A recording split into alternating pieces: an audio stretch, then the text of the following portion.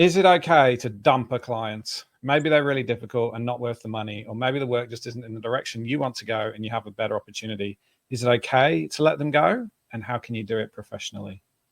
Yeah, I think this is a good question. I feel like it's always an awkward situation. And I think the thing to be mindful of, both if you're internal at a job, this can go both ways as an employee, as well as someone that's, freelance or, running your own business. Like, you're not going to be the ideal designer for absolutely every situation, and that's okay. And vice versa, the client or the workplace isn't going to be the ideal client and workplace for absolutely every designer. And I think that alignment at the start, like, in the interview process of a job, or, essentially if you're pitching for work, or you're having conversations about new projects, in those initial conversations, it's like feeling, if this is the right fit both ways. It's not just them kind of coming to you being like, this is the project. You're also on the other end making sure that this is the right fit for you. And there's, obviously lots of things, as that person's kind of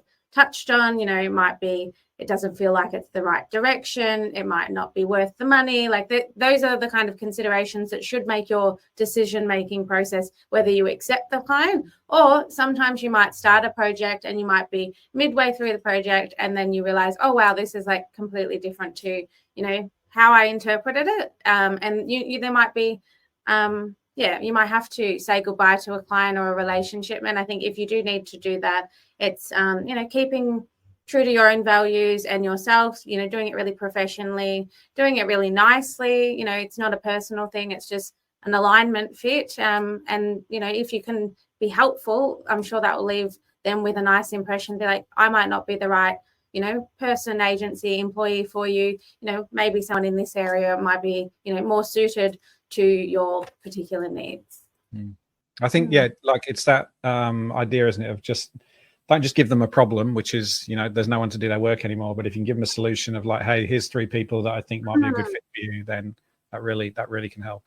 Exactly. Yeah. If I could just add really quickly into the last point there, that it's sounding to me like this person might be their own boss, perhaps, because they're sort of asking, how can you do this professionally? So it sounds like this is a them thing. They would be the person doing the thing.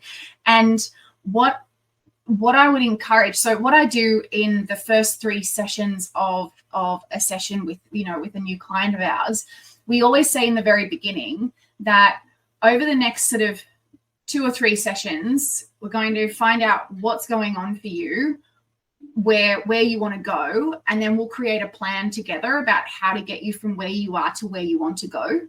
And so that actually gives us a really clear out. If what they've come to us with is not in our scope of practice, or if the vibe just isn't there from either side, it's basically said that in this period of time, we're kind of touching the water. We're testing it out to see if we're a vibe. So, you could put things like that into your contracts, or into your, I don't know what they're called for your industry, but, like the proposal, exactly, so it can be, we'll do this for